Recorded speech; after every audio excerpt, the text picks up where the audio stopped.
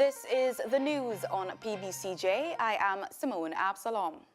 The Police High Command has confirmed that an investigation has been launched into an alleged plot to kill former Minister of National Security, Robert Montague. The headline in Sunday's edition of the Gleaner revealed that gun runners based in the United States have placed a bounty on the life of the former security minister due to the Jamaican government's crackdown on gun smuggling in the island. The report suggests that underworld elements who smuggle guns from the U.S. via the Bahamas and Haiti into Jamaica are displeased with the crackdown on their business. In a statement Sunday afternoon, the Police High Command confirmed the report and disclosed that a multi-jurisdictional investigation into the allegations has been launched. The Jamaica Constabulary Force said it is being assisted by the United States law enforcement counterparts with the investigation. Minister of Energy, Science and Technology and Member of Parliament for South Central St. Catherine, Dr. Andrew Wheatley, was in an accident this morning at the four-way intersection of Passage Forth, Portsmouth, Waterford and Independence City in Portmore this morning. Reports are that the car in which the MP was travelling flipped 3 times. We'll have more in this story as it unfolds. Don't panic. That's the word from renowned chemist Professor Ishen Kumbakawa, following reported concerns that some health workers stationed at the Cornwall Regional Hospital could have been exposed to serious health hazards.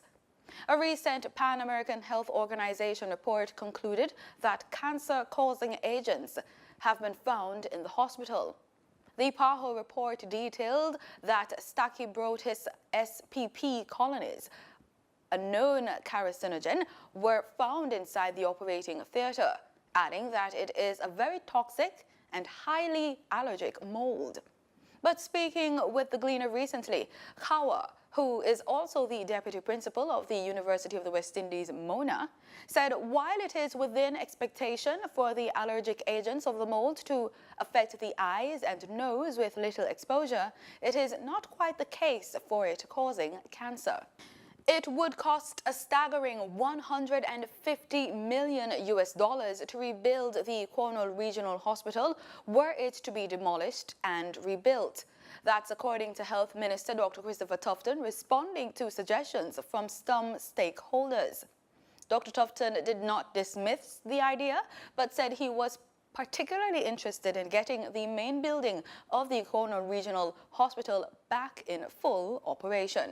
Newly installed Custos of St. James, Bishop Conrad Pitkin says the time is right to begin an ethical campaign spearheaded by justices of the peace, the church, business leaders, professionals, school principals, teachers and parents.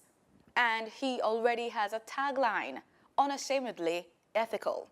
He was giving his response following his installation by Governor-General Sir Patrick Allen at the Montego Bay Conference Centre in Rose Hall, St. James last Thursday. Pitkin, who said he was deeply honoured to be asked to serve in this esteemed office of Custos Rotulorum for the parish of St. James, cited the immediate need for transformational leadership in the parish. In regional news, we look to Trinidad and Tobago, where some 24 illegal Venezuelan nationals were arrested during a police exercise in the southwestern area over the weekend. According to the Trinidad Guardian, thousands of Venezuelan nationals have been seeking refuge in Trinidad. With the economic crisis in their country, many of them come in search of food and money for their families. Several Venezuelans have been arrested and charged with possession of arms and ammunition. Reports are that they have been smuggling weapons and animals into the country to sell in order to get money and food for their families.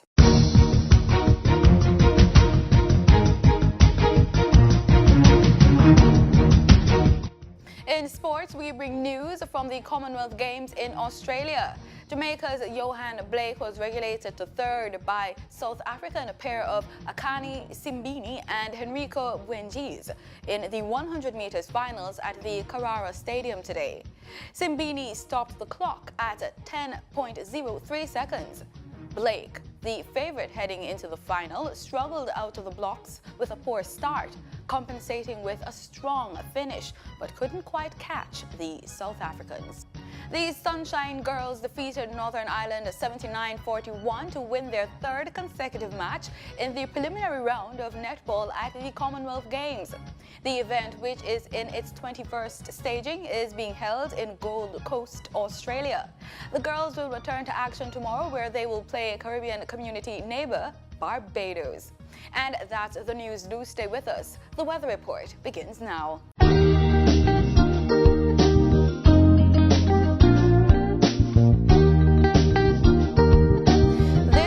PBCJ's weather report. Thanks so much for staying with us. Let's start as usual with our local currents.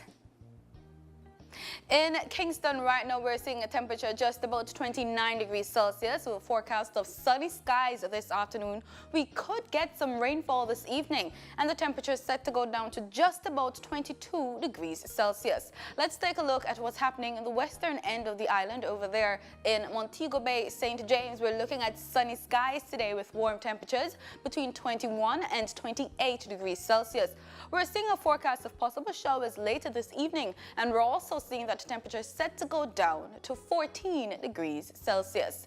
Let's take a look at what's happening across the island in our forecast for today. Temperatures between 28 and 32 degrees Celsius. It's going to be pretty hot out over there in Black River, St. Elizabeth. We're seeing a cloudy skies forecast for Ocho Rios, and we're looking at cloudy skies over there in Negril.